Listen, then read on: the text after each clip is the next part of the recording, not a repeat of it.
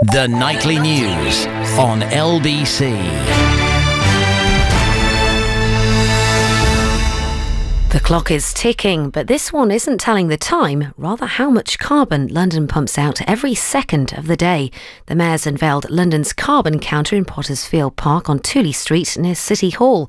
It's a public information campaign which asks Londoners to reduce their carbon emissions by making 6 simple changes to their lifestyles. Well, he's pledged to cut CO2 emissions by 60% in the next 20 years.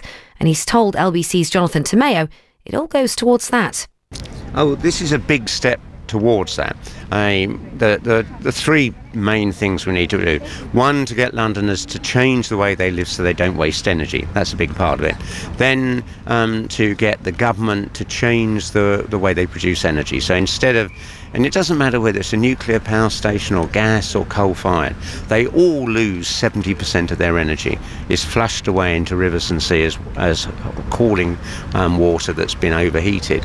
And so we want them to produce energy locally, and we can use that hot water to heat homes. And then the third one is to change the pattern of the way we travel so that people don't make unnecessary car journeys. They're more used to walking or using public transport. Taking all the things we need together, you could cut carbon emissions in London by 60% in 20 years. And we're not waiting for any new invention, any new technology, just the political will to act and people changing the way they live. And how will you get these people to change the way they live and make these environmental changes? I think at the moment people are very confused. They hear governments blaming each other for what is or isn't happening. And we've got to get across the board. We haven't got the time to wait for Tony Blair to persuade George Bush that the earth isn't flat and that this is a real problem. We can all make a start today. And the biggest single one of the 6 changes, the one that has the most impact, is if people reduce the thermostat by 1 degree.